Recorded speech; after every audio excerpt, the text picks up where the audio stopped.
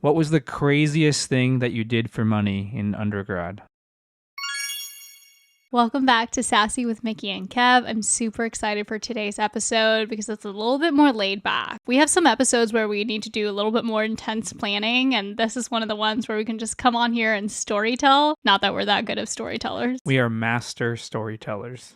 This week's episode does not involve the brain. Actually, it does involve the brain, but it's about us being frugal in our younger days. We're talking about broke college days, mostly undergrad. So for me, that's nursing school. For Kevin, that's engineering school. What would you like to start with? Should we compare who was broker? All right. What is your most broke story? My most broke story? I have so many horror stories, I don't even know where to start. Let's start with college housing. So on-campus housing is typically on campus, but for UCLA, on campus is like on the side of the campus. We call it the Hill. That doesn't sound like it's on campus. But essentially, UCLA is one of the hilliest campuses in the US, and it's off to the kind of left side of the campus. So walking to any class still takes a solid 30-35 minutes. So at this point, you might as well live off campus because on-campus housing starts at the cheapest in a triple at $13,000 per year? Per academic year. So fall, winter, and spring. So like times 3 equals 1 year? No.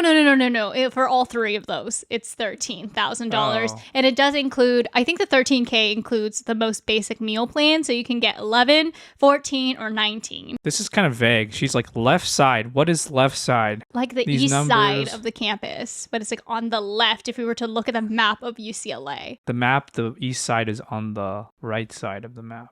Sorry, the west side. The west. I always get east and west mixed up, to be honest. Like the sun comes up Speaking from the of east. who has more brain cells. Anyways, there's many things that Miki is much smarter than me about, but the directions is not one of them. So my parents were like, hell no, we are not paying $13,000 when you can just live off campus. So that's what I did. When you go into UCLA as a freshman, I'm pretty sure you're obligated to do on-campus housing so that you can make friends or whatever. But because I came in as a transfer, I had the option. And off-campus housing, the first year, I have so many roommate horror stories, but the first year my rent was between $500 to $550, and this was split amongst 4 girls in one room and then 3 girls in one room. And then the following year I was paying $650 a month, but regardless, it's roughly $8K a year, much less than the $13K. You're splitting like a 2-bedroom apartment amongst like many girls, it sounds like. I split a 1-bedroom apartment with 3 girls. So 3 girls in 1 bathroom. I also did 6 girls, 2 rooms, and 1 bathroom. Wait, no, there's 2 bathrooms. Yeah, okay. So 3-to-1 ratio. That's a lot of people. Yeah, have you ever done that? Are you saying that because, well, in my undergraduate days, I stayed in on-campus housing all 4 years in the same dorm. Sounds bougie. The price per quarter was $7.5K.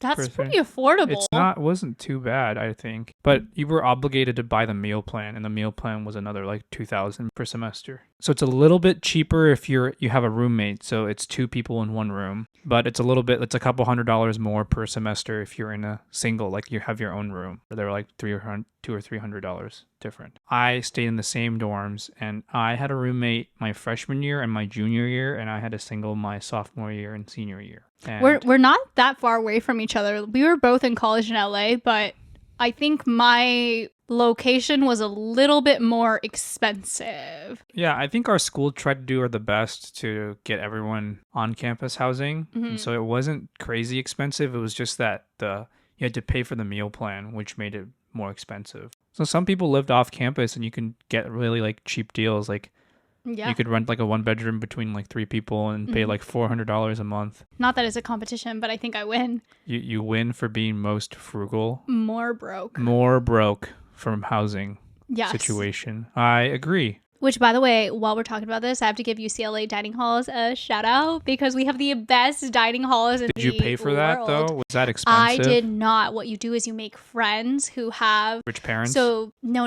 So the plans are... The 11, you're not allowed to swipe anyone in. The 14 and the 19, you have to have the P because if you don't have the P, the premium plan, you can only use 1 swipe per meal period. Obviously, the person won't sacrifice their swipe for you. So you need to make friends with people specifically with 19P because they always have extra swipes. This in itself could be an episode. Yes, but you make friends and then they take you in and the food is buffet style. So sometimes you would just not eat. And then when you eat, you feast. That's an inside joke because there's a dining hall called Reese. So this is our second topic, food. How did you survive during undergrad? I survived off of a lot of free food that was provided, pizza parties, friends swiping me in, and minor cooking. I think it's not a secret that I'm not the world's best chef, but I do have like a small sliver of recipes that I know how to cook relatively well, and I would just meal prep and eat the same thing. Also, you just date people who are really good at cooking and they'll cook for you. It sounded like you developed a lot of places you like to eat, though. So every time you're like, we have to go to Kava, we have to go to... Food is enjoyment of life. Basically, it sounds like Miki did spend a fair bit of money on food. Let me talk about how this includes both undergrad and med school, how to maximize your budget for food. The most important meal of the day, I would say, for food would be lunch. There are many opportunities for free lunch. And there are a lot of seminars, especially in medical school, where it's like interest groups. Like you can go to ophthalmology, psychiatry, you can do whatever club internal has medicine, infectious diseases. I mean, these groups entice you with their like the ophthalmology had the best food for sure. Wow.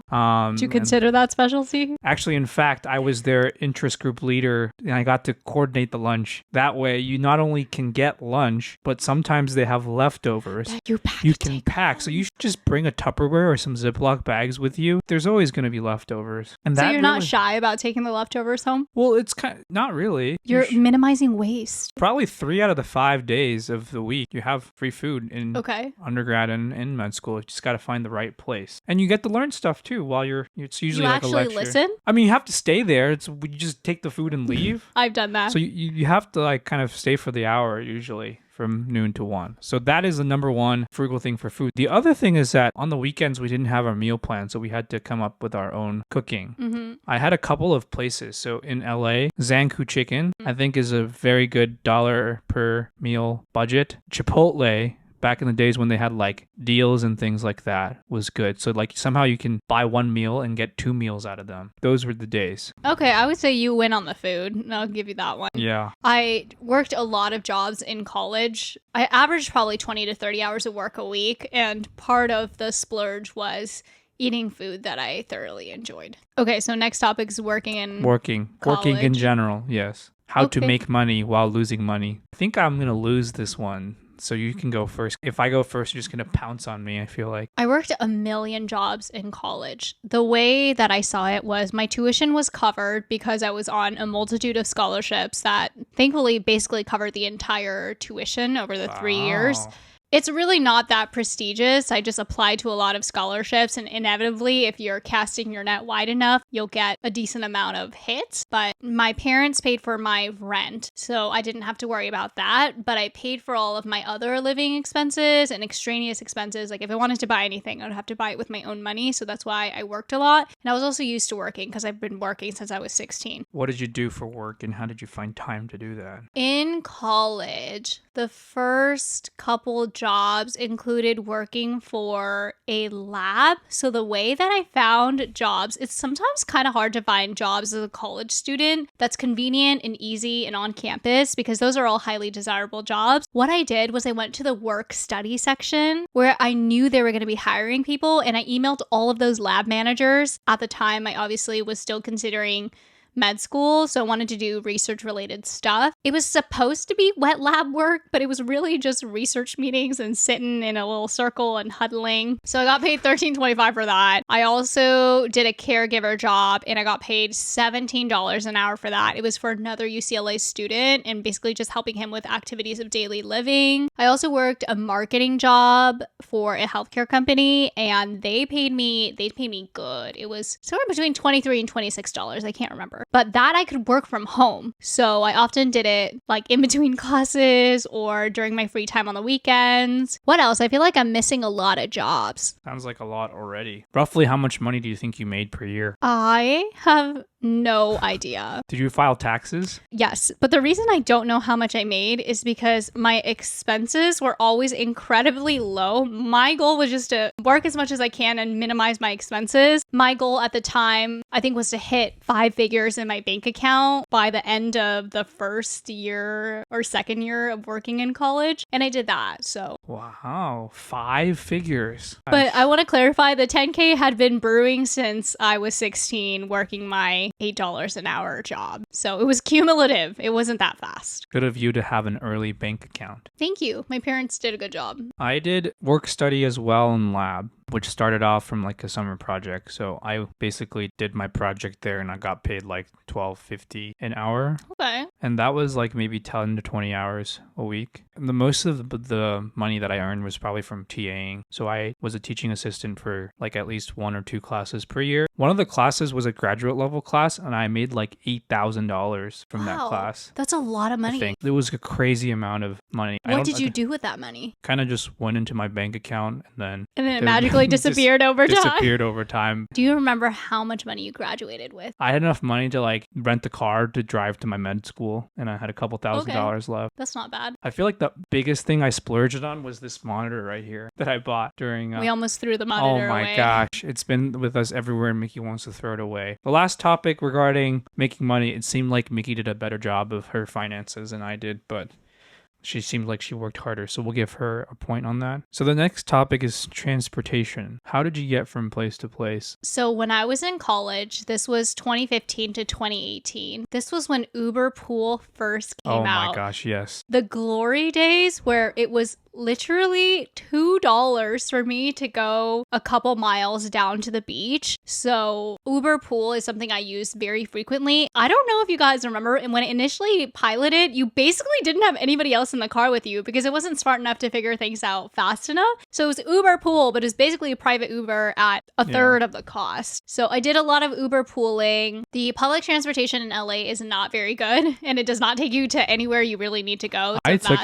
took it. Okay. I did have a lot of friends and significant others who had vehicles to drive me around. I'm also not the best driver, so driving in LA was an absolute no for me. So you didn't spend that much money on anything. What about flights? Did you fly anywhere? How did you pay for I did those? fly home for every single break, but LA to SF is one of the most affordable routes. You can always get the $39 one-way Southwest getaway deal. So I booked those deeply in advance and always took the earliest flight because that was the cheapest and the latest flight back. I guess I probably transported more than you during undergrad because I had to go to medical school interviews. Mm-hmm. That's probably where I spent a lot of my money. LAX. Yeah. No, it's like transportation for med school apps and stuff were really expensive. I think parents helped me with that one, but I had friends who had cars, but it wasn't very consistent. The friendship wasn't consistent? Or their availability with the car. Just That's like so to make savage. fun of you. You know, if you took an Uber from the airport, from where I was to LAX or whichever airport, it was like $20 or $30, which is like a lot of money. I mean, right now it's probably like 70, 80 or something crazy. Agreed. That was a little bit too expensive for me. So what I would do is I would walk a mile in my Louboutins. Not my Louboutins, in my Crocs. But anyways, I would take this little train thing to Union Station, which cost like $2. And then from Union Station, I would take this flyaway bus, which was kind of sketchy. It was like a nice looking bus that came every half an hour. How much was it? It was like $7.50. Oh, it's really. But they don't always check. Did you ever do the sketchy thing? No, I usually paid. Kevin is a rule It was follower. a really. Wait, do you mean the nice Union Station or the sketchy one? What do you mean? You know how there's the nice Union Station near like the beautiful one with the beautiful building, or the one where it's like a bus stop and it's kind of sketchy and. Isn't that both the same spot? It might honestly be the same, but no, I one remember side is the bus.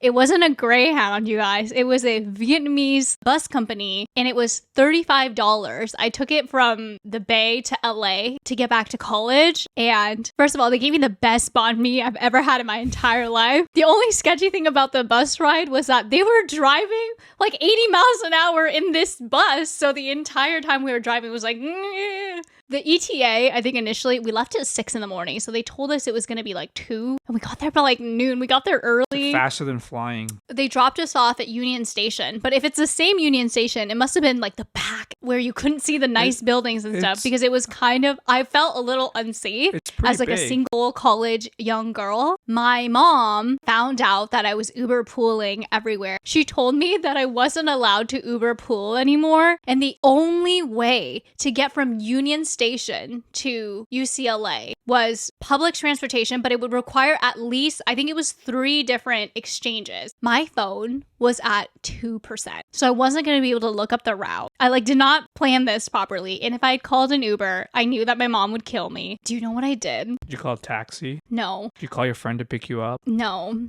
I was so desperate. I looked for other people on the bus that looked like they might also be in college. And I found this other Asian guy. His name is Brandon. Shout out, Brandon, if you're watching this. I went up to him and I was like, do you go to UCLA? And he was like, no, I go to CSU. And I was like, okay. And I was like on the verge of like tears because I really did not know what to do. I was going to be stranded at Union Station. And he was like, why? And I was like, I don't have a ride and I don't know how to explain this, but I'm not allowed to Uber. And he was like, oh, it's fine. Like, we'll just drop you off. His 2 friends from church came to pick him up, and they so kindly dropped me off back at UCLA. Is that even the same direction? No, it's completely the opposite direction, but they were so nice to drop me off, and him and I are actually still friends to this day. He ended up going to UCLA for grad school. Wow. I'm glad it was a friend and not a anti-friend. I'm still alive. Did you like have a nice phone in undergrad? In high school, I had an iTouch and then a flip phone. I think we're too old. Some people might not know what an iTouch is, but an iTouch is iPod Touch. But it looks like an iPhone, just a little bit thinner. But no cellular. It has no cellular, but with Wi-Fi, it essentially can function like a iPhone. I downloaded this app called Text Me, and it gave me a phone number with the area code that I lived in, so you couldn't tell at all that I didn't have an iPhone. And then I had a flip phone that was prepaid 25 cents a minute. When I went to college, that was the first time I got an iPhone. It was the iPhone 6S in pink, and that was my mom's college gift to me. Dude, I had an iPhone 4S when I first started college. Okay, but you're also older than me, so that sounds like it wasn't that old. That was like the last model. It was like the small one with with the little square. Then I got some weird small Android HTC phone. Mm-hmm. But all this time, I only had 10 megabytes of data and 250 text messages. My biggest issue was that when I wanted to navigate somewhere, I'd have to do it where it was Wi-Fi and then keep it on. I also only had 250 megabytes. No, I had 10 megabytes and 250 text messages. What do you mean 10 megabytes? It's like not anything at all. Wait, is that even possible? 10 megabytes? I gotta find this company. It was like $10 plan. It was an company. I literally, so the iTouch, I had to use this other hotspot that I think it was 250 megabytes a month. But every time I wanted to text or contact anybody, I had to turn on the hotspot, wait 5 minutes for the data to start transmitting, connect my iTouch to the hotspot, and then look up directions or call somebody. But then the hotspot also needs to be charged. So something's always constantly running out of battery. But it was this like sketchy company. I should look up what it's prepaid called. Company. Yeah, I gotta find this. I mean, I used something called H2O Wireless as recently as a couple of years ago before I met. I mean, when Miki and I were dating, she was like, "What the hell are you using?"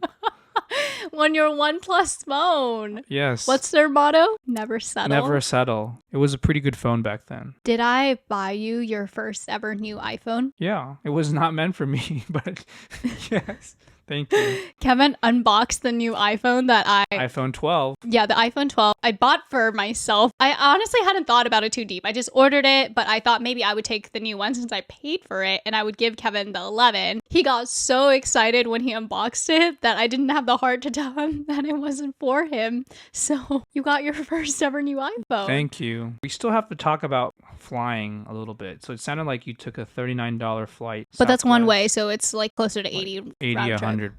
My flight was a little bit longer and I had to do all these medical school interviews. So what I ended up doing was I got one of those credit cards. You have to spend like $4,000 or something. I don't think I spent that money. I had my parents buy something or I had one of my friends buy something to make sure I hit that amount because it's like a decent chunk of money. Hard to spend. Oh no, I used it to buy like the MCAT and stuff, like the testing and those things because those were expensive. That's a good tip. used it to pay for the applications for the med schools. I think those added up to like $2,000. Nice. I was able to get like 75K miles or some. Oh, let's talk about this. Not the saver fare, but like the wanna get away fare. That's what kind they of call it on Southwest, but like on United and stuff. It was the one where you're only allowed a backpack, but not allowed like a carry-on, and you're boarding very last, and you're sitting near the bathroom. But it was like literally half the price to go somewhere. So you just always took a backpack? I just took a huge backpack and just stuffed my suit in it. Wow, Southwest gives everybody 2 free check-ins and a carry-on. That was that. So the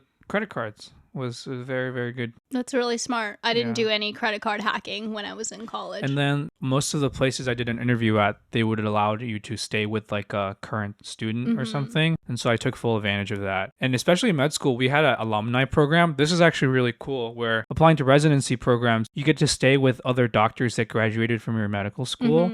And so their houses were nice, you know, like, because they're like established attendings. Yeah. And one of them even like picked me up from the airport. Wow. And they have like a nice guest bedroom. Instead of paying for like $200, $300 hotels or something, I got to stay with some nice folks. That's nice. So other ways to save your money during these interviews. I guess the last couple of years, everything's been on Zoom now. So I think if there's a will, there's a way to save.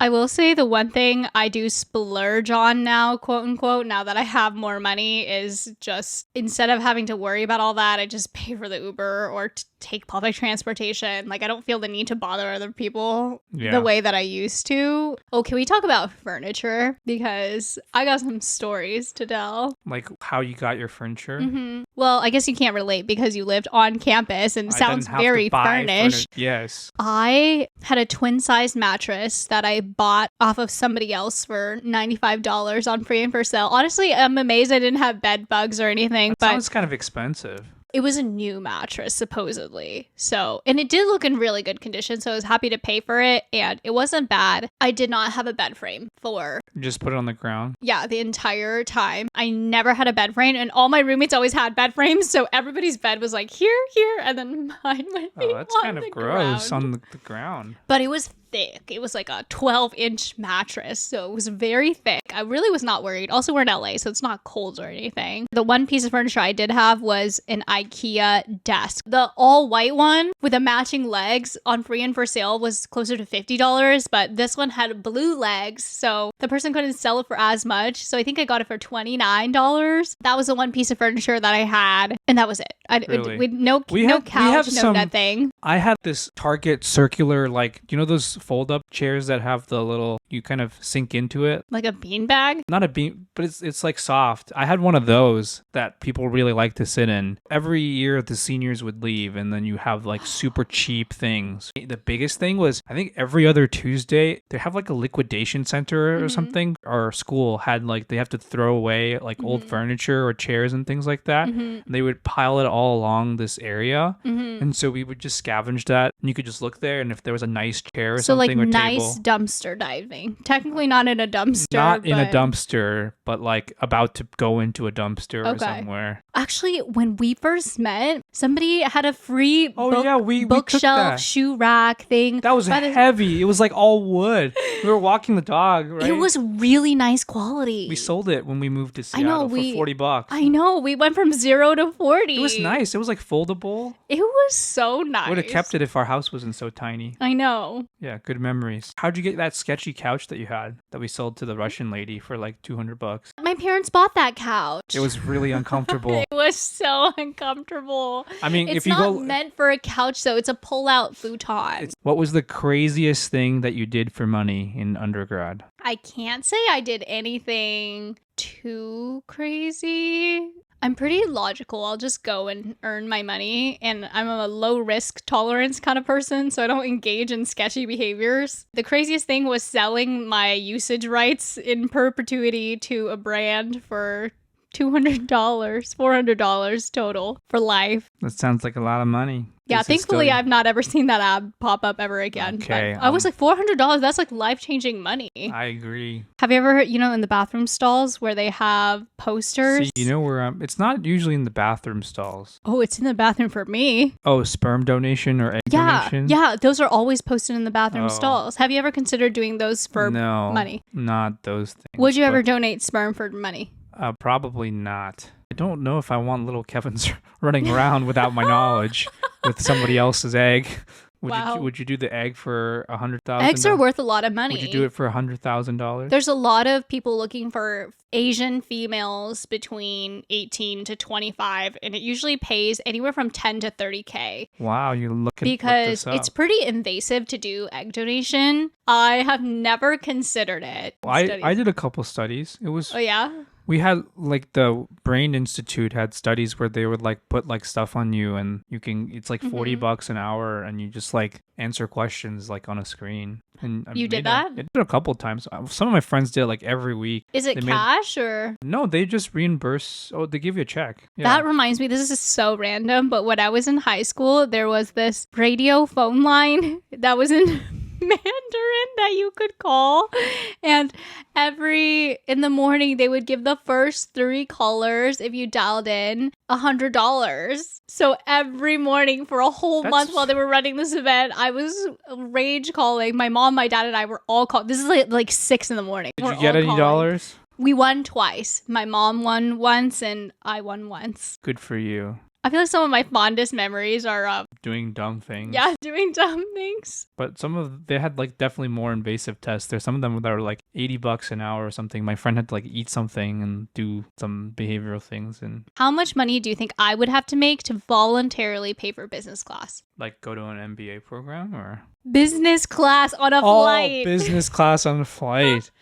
I don't know. I don't think you'd ever do it unless someone upgraded you. Agreed. Like if there was an option, it said economy flight $300, business class $1,000. I don't think you'd ever choose the $1,000. No, I wouldn't. Even if there was like an economy plus, it was like $360. No, you would still choose the $300. The economy. Yeah. I'll do it for my parents. Oh my gosh, we went to Hawaii recently. I have to tell you, Miki didn't tell me she booked. It was like saver fare on Hawaiian Airlines. Because like we had no rights to choose seats or anything. And then no rights? She like booked us separately for some reason. It was like because a better I deal. had credit. Credit. So it was the hot mess. So we were both sitting like in the back of the plane in different places. And then I'm like, well, why don't we just like ask the nice person to try to put us together? And I was like, this is the aloha spirit. They are for sure going to put us together. For some reason, Mickey's usually pretty good about it. He's like, I'll go do it. I'm the better negotiator. Sweet talker. But this time for some reason, no, you must do it. I've been trying to train you. Oh like, my gosh. And then I talked to the guy and he's like, you like waived your rights to changing your seat like twice because you booked the cheapest flight. He was like kind of giving me a hard time, but he ended up switching us together anyways. But I was so like so embarrassed. Miki was embarrassed for me because he waited till we were the last 2 people to get on the plane. Yep. But we were in 2 middle seats, so I'm very happy that he No, it was the 2 side seats. It was 4-2. No, I'm saying before he yes, we were like in the middle seats. seats, not even the same row. Good times. That was not in undergrad. That was like less than 3 months ago. Yeah. That was this year. So life is better when you appreciate the things that you do and do not have. These kind of frugal things, do you think have you changed since now I make the frugal resident? I've definitely had a little bit lifestyle creep where I think I'm more likely to take an Uber home if it's super late at night or super early in the morning. I'm not going to take the public transport, but in any other incidents, we certainly would. And I think we eat out a little bit more, definitely more than we used to. I would say we eat out way less than we used to because of the meal plans that we've been getting. We've been trying to be better. I think that's more also for our health rather than budgetary But also, purposes. I think when we first moved here, we were so excited to eat all the things that it was exciting and fun to eat out for a bit, and now it's less so exciting. What other things do you think we've elevated in our life? I will say we upgrade our technology pretty readily. But it's that's also part for of our work, like our phones and our data and things like our headphones. Yeah, like our Wi-Fi is faster. So we pay for stuff like that. But I would say even if you look at our home and look at the furniture and the things in our home, it's very clear that we don't spend in those departments. I think, yes, sometimes more money buys you nicer things, but sometimes it really doesn't. I think the one thing I've been trying to get better about is how to go about like buying clothes. Because I think it's nice if you look nice, right? But oftentimes I feel like in the past I would just go to Ross or like Marshall's and get something there and nothing ever matched. And Miki would always complain that I have all these different colors. I don't have a shortage of clothes. Like, I'm not worried about running out of underwear or socks. You've gotten a brand new wardrobe since you've gotten like a lifestyle upgrade. I guess that's true. Yeah. Yeah. I mean, a lot of this stuff is like, I'm literally wearing like all figs. But I think anybody who dates somebody, usually the girlfriend will kind of Miki bought me some pants literally this first month I met her. Well, because the first time I met you, or the second time I met you, I had a hole in my... You had a hole in your soccer pants. So I was like, oh, I hope you didn't take any offense to it. It was a little bit weird, but I was very happy that you did, because I don't think anyone's bought me clothes like that before. I genuinely just was like, oh, I feel like Kevin would really like this, and that's why I got it for you. And you had a little hole in your pants, so I was like, I wanted to get you a new pair. Thank you. But I bought you 2 pairs, actually. Yes, you bought me the one that has like the Japanese on it. And I thought you would like that one since you grew up in Japan. Oh my god. You do like that one. It is nice. Yeah. I still wear it. I know. I literally wore it yesterday. I know. Now I'm wearing these fancy Lululemon pants, which are very nice. And then I can't wear the jeans that I bought recently that were nice because I'm too fat. I told you to order a bigger size. Like, those jeans are really tight. Anyways, first world problems. Are you happier? Do you think having nicer things is happier? I think it's nice, but I don't necessarily think I wasn't happy back then. Yeah. I think you make the most out of the life that you have while you are living it. Yeah. I mean, like, what other nicer things? Like, we have a nice house. We're able to pay our bills. We're not hungry. We can do whatever. We have a friggin' dog that we have to take care of, like extra stuff in the city. Extra stuff. You're the one who's extra. He came first. Oh. I will defend him through and through. I see. And we have 2 cars in Seattle. I mean, we don't have a garage, but we have 2 working cars. A lot of it thanks to you guys who are watching, because we probably wouldn't be able to have this life without you guys. I think that is the wrap up. Do you have any closing thoughts about being frugal? I think life's what you make it. Do you know that song from Hannah Montana? So let's make it right. Not particularly. I think regardless of what budget level you're staying at, you can make a fun life. Having nice things is nice, and working hard has its merits, but it doesn't matter where you're at and what phase in life you're at. I love doing life with you, though. It's fun. No matter like how much or how little we have, I think we can still have a good time. You should find a partner that does that and is on the same page about those things. I think that's important. We both laugh at the same stupidity when we try to save money or spend extra money. If you're not on the same page, then sometimes there can be a rift there. Yeah. It's okay to be fancy, but it's also okay not to be fancy. Yeah, agreed. Yes. Anyways, thank you so much for listening. Make sure you give us 5 stars on Spotify and Apple if you enjoyed the pod. If you're on YouTube, give us a thumbs up, and please leave us a little comment. Let us know what podcast episodes you are enjoying the most, what you're looking forward to listening to, and we will see you guys next week. Bye.